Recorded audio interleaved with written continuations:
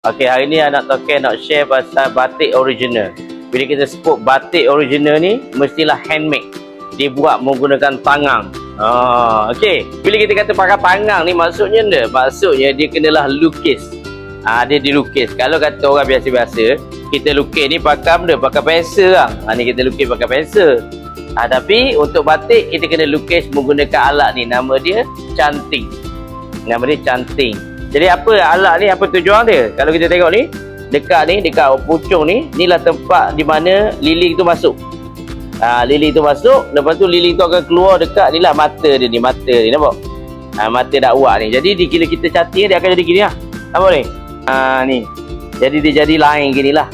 Jadi poinnya, bila kita cerita pasal batik lukis, inilah proses dia. Iaitu kita mencanting dulu. Lepas tu bila kita dah canting, barulah kita letak warna pula. Ni kita letak warna lah. Ni warna dia. Warna pun kita letak. Okey, kalau kita tengok dekat sini, dekat bila kita warna kita tengok berapa warna hijau ni tak keluar daripada kawasan putih ni. Sebab apa?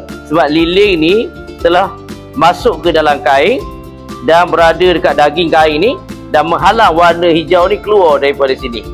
Inilah namanya batik lukis tangan original.